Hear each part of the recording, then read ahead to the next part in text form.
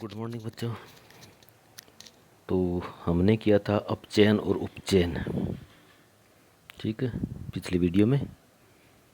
तो उम्मीद है आप प्रैक्टिस कर रहे होंगे, घर पर लिख के देख रहे होंगे। अगर जब तक आप लिख के नहीं देखोगे आपको याद नहीं होगा, ठीक है। अगर कोई चीज़ समझ नहीं आती है तो आप ग्रुप के अंदर कमेंट कर सकते हो, बस सर ये दोबारा बोलो, दोबारा समझाओ, दोबारा वीडियो बना दो, ठीक है। तो अब हम उसी कड़ी में आगे अपचयन उपचयन के अंदर यहाँ ये कहता है कि दैनिक जीवन में, क्या हमारे दैनिक जीवन में उपचयन अभिक्रियाओं के कोई प्रभाव हैं? उपचयन के बिल्कुल है। एक सिंपल सी बात आपको बताता हूँ।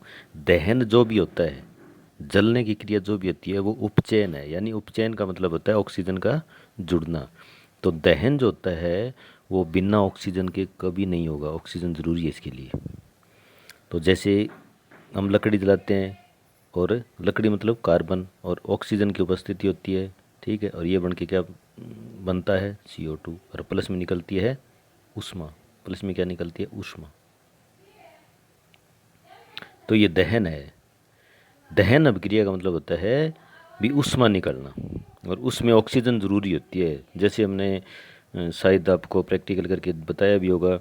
मोमबत्ती है, इसको गिलास में रखे और उसके ऊपर जला करके उसके ऊपर कोई ढक्कन दे दो गिलास के ऊपर, तो मोमबत्ती धीरे धीरे बुझ जाएगी, क्योंकि जितनी ऑक्सीजन गिलास के अंदर होती है उतनी देर तक मोमबत्ती जलती है, उसके बाद मोमबत्ती बुझ जाती है। तो कहने का मतलब दहन भी एक उपचयन अभिक्रिया है, यानी ऑक्सीकरण है। क्योंकि मैंने उपचयन का दूसरा नाम बताया था ऑक्सीकरण, यानी ऑक्सीजन का जुड़ना। तो यहाँ आता है संक्षारण। ये 8वीं क्लास के अंदर भी है। संक्षारण क्या होता है कि वायुमंडलीय, जैसे हम उदाहरण लेते हैं लोहे का, तो जितनी भी धातुएं होती है ना, धातुएं, उनमें एक चमक होती है। धातुएं पढ़ा था ना हमने 8वीं क्लास के अंदर। अभी तो इसमें तो किया ही नहीं हमने। भी धातु में चमक होती है, धातु में चमक नहीं होती है। तो धातु में चमक होती है, वो चमक किसी वायुमंडलीय कारकों के द्वारा धुंधली हो जाती है, कमज़ोर हो जाती है, ठीक है। तो उसको बोलते हैं संक्षारण। जैसे कि लोहा है, लोहा के अंदर क्या होता है, Fe जो होता है ना, वो उसके ऊपर एक भूरे रंग की परत आ जाती है। क्या आ जाती है? भूरे रंग की परत आ जाती है। तो लोहे की वस्तु वैसे चमकीली होती है, उस पर एक लाल भूरे रंग की परत आ जाती है, जिसे कहते हैं जंग लगना। तो इसके लिए क्या जरूरी है जंग लगने के लिए? यहाँ खाली स्थान पर आपको दिखा देता हूँ समीकरण बना करके। यहाँ Fe है लोहा। तो लोहे को जंग लगने के लिए ऑक्सीजन भी चाहिए और नमी भी चाहिए, पानी। नमी मतलब पानी, ठीक है। ये रिएक्शन करेंगे, तो मैं नीचे लिख देता हूँ। तो ये बनेगा Fe2O3 पॉइंट XH2O। यानी इसके साथ X का मतलब है कितना ही पानी ऐड हो सकता है, कितना ही जुड़ सकता है, X। तो ये जंग का फार्मूला है। किसका फार्मूला है? जंग, या कहने का मतलब लोहे का संक्षारण हो चुका है। तो लोहे को हमने क्या रखा? ऑक्सीजन। अब दो पानी, सॉरी, H2O। दोनों चीज़ें ज़रूरी है जंग लगने के लिए। ऑक्सीजन भी ज़रूरी है और पानी भी ज़रूरी है। अगर दोनों में से एक चीज़ नहीं होगी तो जंग नहीं लगेगा। तो ये तो मैंने कहा ऑक्सीजन। तो जंग लगना ये हो गया, लेकिन ये संक्षारण का एक रूप है, यह संक्षारण नहीं है, संक्षारण का ये भाग है। इसी प्रकार चांदी आपने देखी होगी, चांदी काली हो जाती है। घर में आभूषण है मम्मी मम्मी के पास, या आपके पास भी कोई अंगूठी है और है, वो धीरे धीरे बाजार से लाते हैं, नहीं लाते हैं तो बिल्कुल एकदम चमकीली होती है वो, लेकिन उस पर वो ब्लैक हो जाती है। क्यों? क्योंकि उस पर सल्फाइड की परत आ जाती है, काले रंग की हो जाती है वो। क्योंकि सल्फर डाइऑक्साइड वायुमंडल में है, या कहीं ना कहीं होगी। H2S भी होता है, सल्फर हाइड्रोजन सल्फाइड। तो उसकी वजह से नमी है, पानी है, उनके साथ मिल करके ये सारा करते हैं। इसी प्रकार तांबा जो होता है वो भूरे रंग का, लाल भूरे जो होता है, चमक होती है बढ़िया। लेकिन आपने देखा उस पर थोड़ी हरे रंग की परत आ जाती है। कौन से? हरे रंग की। उसका कारण होता है वायुमंडलीय कार्बन डाइऑक्साइड और नमी, दोनों मिलकर के तांबे को रस्टेड, यानी कि उसको संक्षारित कर देते हैं। उसकी जो चमक होती है वो धुंधली हो जाती है। तो कहने का मतलब हम कह सकते हैं भी वायुमंडलीय जो धात्विक चमक होती है वो वायुमंडलीय कारकों की वजह से धुंधली हो जाती है, तो उसको हम कहते हैं संक्षारण। तो कहने का मतलब ये एक उदाहरण किसका, क्योंकि ऑक्सीजन इसमें ज़रूरी है, यानी इसका ऑक्सीकरण ही हो रहा है। संक्षारण का मतलब हो रहा है ऑक्सीकरण, ठीक है। संक्षारण का मतलब है ऑक्सीकरण, चाहे वो किसी रूप में हो।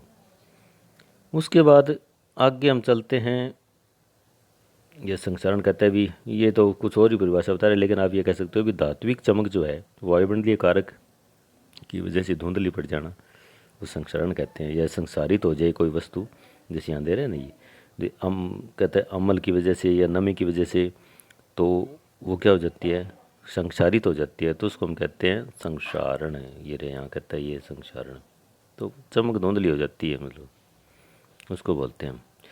उसके बाद हम आते हैं विकृत गंधिता। ये भी एक ऑक्सीकरण या उपचयन का उदाहरण है, क्योंकि ये कहता है दैनिक जीवन में उपचयन के उदाहरण बताओ, तो ये भी एक उदाहरण है। देखो इसका नाम से पता लग रहा है, यहाँ विकृत गंधिता, यानी गंधिता मतलब गंध, स्मेल, और विकृत यानी गंध जब भद्दी हो जाए, उसमें जब बुरी मतलब स्मेल या कह सकते हैं, या अच्छी गंध ना आए, तो उसको बोलते हैं विकृत गंधिता। इसमें क्या होता है, ये जो तेलीय पदार्थ होते हैं, वसायुक्त या तेलीय पदार्थ, खाद्य पदार्थ जो होते हैं, वो लंबे समय तक रखे रहने पर उनमें एक मतलब हम जो कह सकते हैं भी बढ़िया गंध नहीं आती उसके अंदर, स्वाद भी उसका चेंज हो जाता है। जैसे आप चिप्स का पैकेट ले आए, उदाहरण देता हूँ आपको, चिप्स का पैकेट लेने के बाद आपने इसको खोल लिया, ठीक है, आपने उसको कुछ खाया, उसको छोड़ दिया, फिर आप अगले दिन उसको खा रहे हो,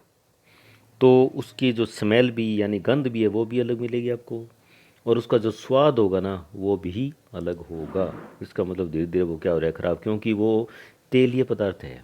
जो पैकेट के अंदर बंद आते हैं, जितने भी चिप्स है, कुरकुरे हैं जो आप खा रहे हो, कोई भी ऑयली सब्सटेंस जो होते हैं, जो तेलीय पदार्थ होते हैं, उनमें एक खोलने के बाद भिन्न प्रकार की गंध आती है, और वो स्वाद भी उसका चेंज हो जाता है। उसको बोलते हैं विकृत गंधिता। वो सिर्फ किसके साथ होती है, वसायुक्त और तेलीय खाद्य पदार्थों में होता है। उसके बाद अब क्या होता है, इसमें चिप्स के पैकेट हम खोलते हैं, उसमें हवा भरी होती है, हम कहते हैं इसमें तो बहुत ज़्यादा हवा भरी होती है। तो उसमें क्या होता है कि जब ये पैकिंग होती है ना, जब खाद्य पदार्थ पैक किए जाते हैं, तो उसमें क्या होता है कि इससे पहले इसको ऑक्सीजन को हटाया जाता है, क्यों, ऑक्सीजन की वजह से हो रहा है सारा। क्योंकि जब हम पैकेट खोला, खाया, उस टाइम तो हमें स्वाद लगा, उसकी गंध भी अच्छी लगी, लेकिन कुछ टाइम बाद में उसकी गंध भी अलग हो गई, स्वाद भी चेंज हो गया। क्यों, क्योंकि ऑक्सीजन ने एंट्री कर ली, ऑक्सीजन उसमें घुस गई, और ऑक्सीजन ने उसका ऑक्सीकरण हो गया, उपचयन हो गया, उसकी वजह से उसका गंध, स्वाद, सारा कुछ बदल गया।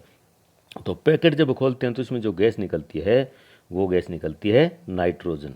ये देखो यहाँ नाइट्रोजन कम क्रियाशील गैस होती है, ताकि ऑक्सीजन इसके साथ क्रिया ना कर सके। जैसे पैकेट खोलते हैं, नाइट्रोजन बाहर निकल जाती है और ऑक्सीजन अंदर आ जाती है, जिससे उसका ऑक्सीकरण, उपचयन हो जाता है खाद्य पदार्थ का, और धीरे धीरे उसका जो स्वाद है, उसकी गंध वो बदल जाती है। उसको बोलते हैं विकृत गंधिता। अब ये क्वेश्चन आ रहे हैं आगे, चलो ये जल्दी से मैं आपको बता देता हूँ।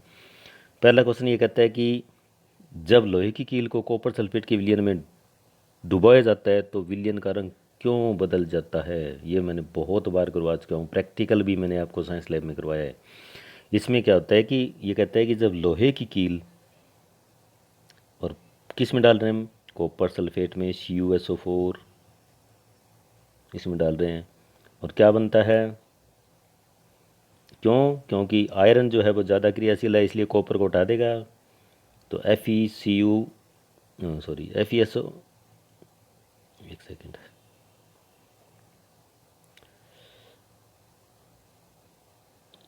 Fe प्लस में CuSO4, तो ये क्या होगा, FeSO4 बनेगा, और प्लस में कॉपर बाहर निकल जाए, क्योंकि ज़्यादा क्रियाशील है, इसलिए इसके विलयन में से कॉपर को हटा देगा। तो यहाँ क्या हुआ कि ये नीले रंग का था, नीला रंग अपने मैंने पीकर के अंदर घोला था, उसमें हमने ब्लेड है या आयरन है उसको साफ करके डाला था। तो धीरे धीरे हमने क्या देखा, इसका रंग हरा हो गया, इसका रंग क्या था, नीला था, इसका रंग क्या हो गया, हरा हो गया। क्यों, क्योंकि विस्थापन अभिक्रिया हो गई। तो पहले कॉपर सल्फेट था जो नीले रंग का था, और आयरन क्या करेगा, इस कॉपर को हटा देगा, विस्थापन की अभिक्रिया हो जाएगी, तो वो हो जाएगा हरे रंग का। ठीक है, यही कारण है। उसके बाद दूसरा क्वेश्चन कहता है जी, ये कहता है क्रियाकलाप 1.10 के से भिन्न द्वि विस्थापन अभिक्रिया का एक उदाहरण देना है हमें। द्वि विस्थापन का उदाहरण देना है, यानी जिसमें दोनों तरफ आयनों का आदान प्रदान होता है, इसमें अभिकारक और उत्पाद के अंदर, उसका एक उदाहरण देना है। अब 1.2 से पीछे कौन जाए, मैं वैसे ही बता देता हूँ आपको। इसके उदाहरण बहुत सारे हैं, कुछ भी ले सकते हैं हम। जैसे एक उदाहरण सिंपल सा बताता हूँ मैं, जैसे AgBr है, ठीक है, और अगर हम इसकी क्रिया करवा देते हैं हम NaNO3, यानी AgBr होता है सिल्वर ब्रोमाइड, और ये होता है सिल्वर नाइट्रेट, NaNO3 है ये। तो इसमें क्या होता है, ये दोनों आपस में बदल जाएंगे, दोनों अदला बदली हो जाएगा एनओ की, तो ये बन जाएगा AgNO3, क्योंकि दोनों की संयोजकता बराबर है, एक है दोनों की। तो यहाँ सब की संयोजकता जो है ना, इसकी भी एक है, इसकी भी एक है, इसकी भी एक है, इसकी भी एक है, तो एक को हम लिखते नहीं है। और क्या बन गया दूसरा जो है ना, यानी ये तो यहाँ चले गए तो बन गया NaBr, और ये यहाँ आने के बाद ये बन गया NaNO, तो यहाँ बन जाएगा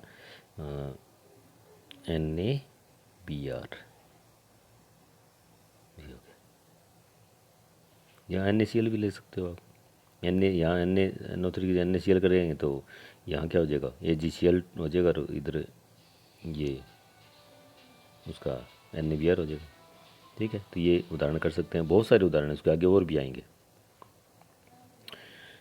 अगला क्वेश्चन देखो अब, तीसरा क्वेश्चन कहता है थर्ड, निम्न अभिक्रियाओं में उपचित तथा अपचित पदार्थों को पहचान करनी है हमें।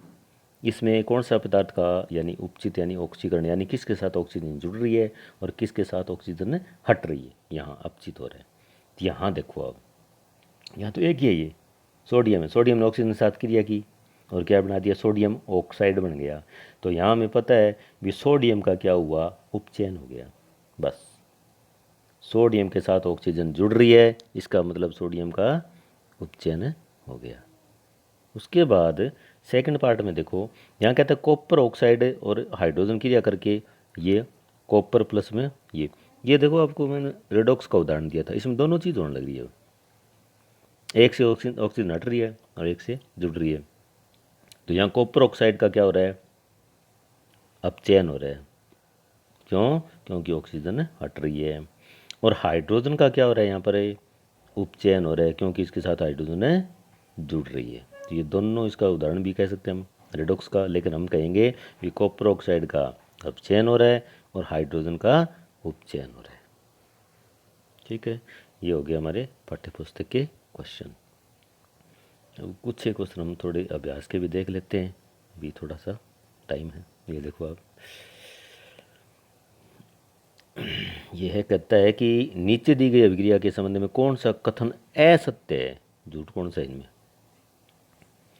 यहाँ कहता है शीशा अपचित हो रहा है, शीशा अपचित बिल्कुल हो रहा है अपचित, क्योंकि ये है Pb मतलब शीशा लेड, इससे ऑक्सीजन हट रही है, देखो यहाँ हट गई ना ऑक्सीजन, तो इसका मतलब क्या हुआ, शीशे का अपचयन हो गया। ठीक है, दूसरा कार्बन डाइऑक्साइड उपचित हो रही है, कार्बन डाइऑक्साइड कहाँ से उपचित हो रही है, ये तो कार्बन उपचित हुआ है, कार्बन के साथ ऑक्सीजन जुड़ी है तो कार्बन डाइऑक्साइड बनी है, इसका मतलब ये क्या है, गलत है ये।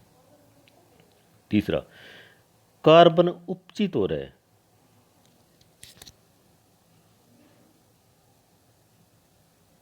कार्बन क्या हो रहा है, उपचित, एक सेकंड,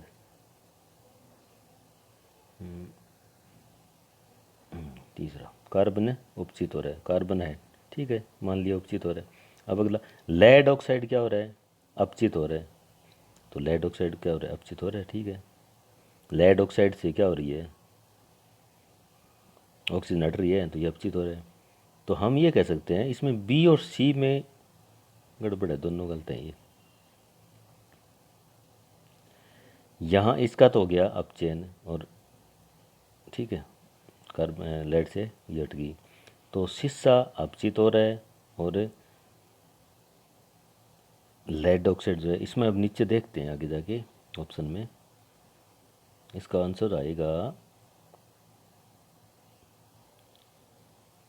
असत्य कह रही है।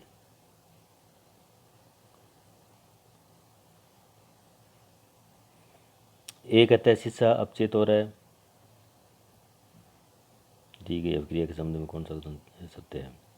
शीशा अपचेत हो रहा है, ठीक है, शीशा तो अपचेत हो रहा है, ये शीशा अपचेत हो गया यहाँ पर। तो कार्बन डाइऑक्साइड उपचेत हो रही है, चलो एक तो ये ठीक गलत हो गया ये,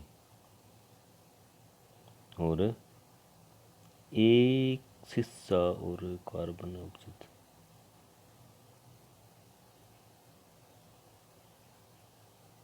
ठीक ठीक ठीक ठीक ठीक ठीक ठीक, ये सिर्फ अभिकारक की बात है, इसने ना पर्सन गलत है, ये पर्सन के अंदर ये नहीं कहता, अभी अभिकारक उत्पाद का नाम लेना चाहिए इसको भी। कौन इस नीचे दी गई अभिक्रिया में अभिकारकों से संबंधित कौन सी कथन है सत्य है? तो आप ये कहोगे कि शीशा जो है ना, शीशा अपचेत हो रहा है।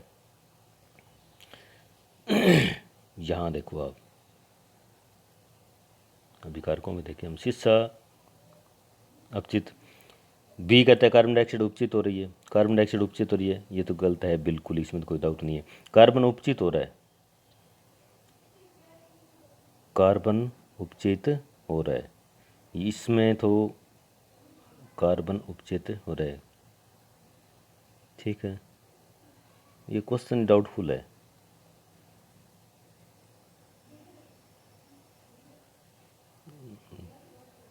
चलो इसको मैं देखता हूँ एक बार, कोई बात नहीं, अगला क्वेश्चन देखते हैं, मैं अभी डाउट क्लियर करूँगा आपको मैं। यहाँ ये कहता है कि Fe2O3 और Al क्या बनता है, ये चीज़ बन रही है। तो ऊपर दी गई अभिक्रिया किस प्रकार की है? तो आपको पता है इसमें क्या हो रहा है भी, दो या अभिकारक है, दो ही उत्पाद है, तो न तो संयोजन न वियोजन है। यहाँ आदान प्रदान हो रहा है, आयरन ने जगह ले ली लोहे की, लोहे ने जगह ले ली आयरन की, देखो ये तो विस्थापन अभिक्रिया, ये कौन सी है? विस्थापन अभिक्रिया। उसके बाद अगला, लोह चूर्ण पर तनु हाइड्रोक्लोरिक अम्ल डालने से क्या होता है? उत्तर पर निशान लगाइए। तो यहाँ खाली स्थान पर आपको बता देता हूँ, लोह चूर्ण में मतलब Fe प्लस हाइड्रोक्लोरिक अम्ल, ठीक है, तो ये बन जाता है FeCl2 प्लस में हाइड्रोजन। अब देखो आप पर्सन को,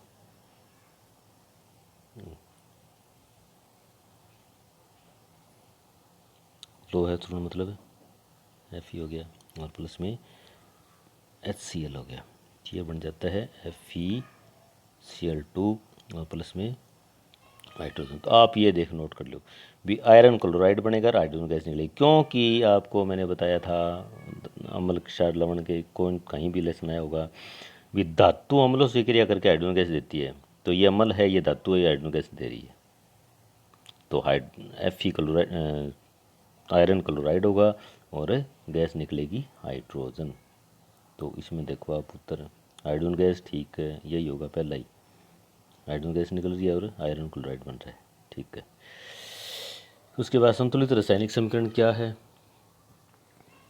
और रासायनिक समीकरण को संतुलित करना क्यों आवश्यक है? संतुलित रासायनिक समीकरण का मतलब होता है कि हम अभिकारक को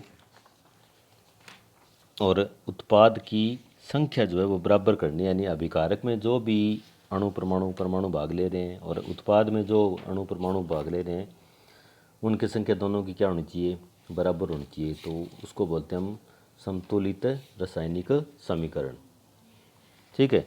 अब ये कहता है कि संतुलित रासायनिक समीकरण को करना क्यों आवश्यक है? क्योंकि हमने एक 9th क्लास के अंदर क्वेश्चन पढ़ा था, स्थिर उसका द्रव्यमान संरक्षण नियम, यानी अभिकारक और उत्पाद का जो द्रव्यमान होता है वो संरक्षित रहना चाहिए।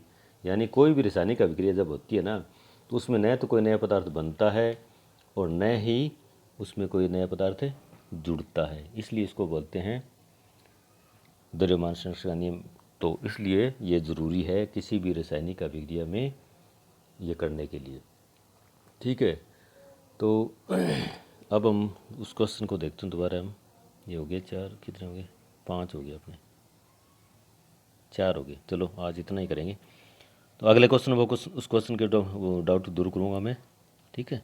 तो क्योंकि वीडियो बहुत बड़ा हो जाएगा, इसलिए थोड़ा अगले वीडियो का इंतज़ार करें। धन्यवाद, सब्सक्राइब करें।